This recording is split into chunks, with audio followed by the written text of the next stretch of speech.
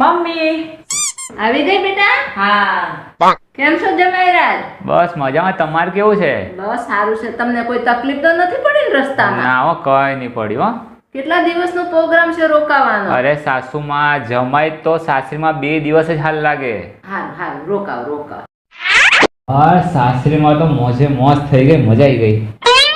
અરે જમાઈ, તમે કહેતા હતા ને 2 દિવસ, આ તો તમે અઠવાડિયાથી રોકાઈ ગયા.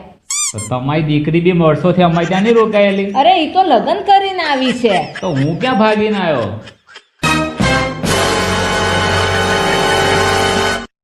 આનું હવે કંઈક કરવું પડશે.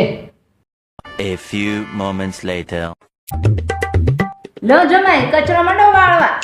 લે, હું થોડો કામ કરવાનું અહીંયા? કેમ મારી દીકરી ત્યાં નથી કરતી? લે જલ્દી કરો, હાલો. હજી વાસણ ને બધું પડ્યું છે બાકી, કચરાનું વાસણ ને બધું. અરે તું શું અહીંયા બેઠી છે? જમાયા કે બહુ ના હાલ લાગે. ચલો. જોયું ને, જમાઈ આવી ગયો ને લાઈન ઉપર.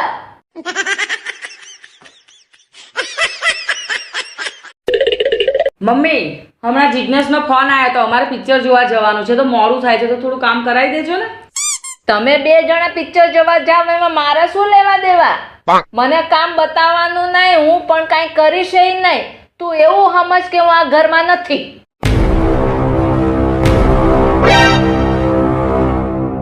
One hour later.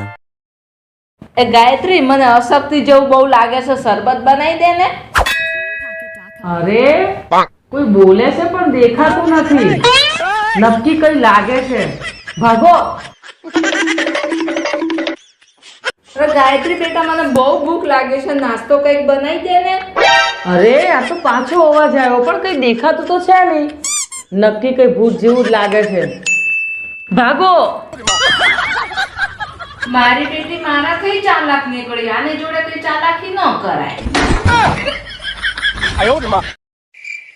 એ સાંભળો, મારા મામાના છોકરાના લગ્ન છે, તો મારે અઠવાડિયું પિયર રોકાવા જવું પડશે. અરે અઠવાડિયું કે રોકા જવાય? તારા વગર ત્યાં બધું સૂનું પડી જાય.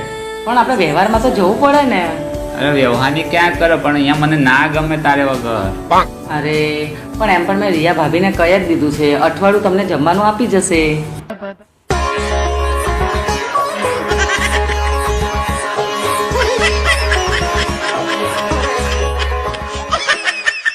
શું વિચારો છો?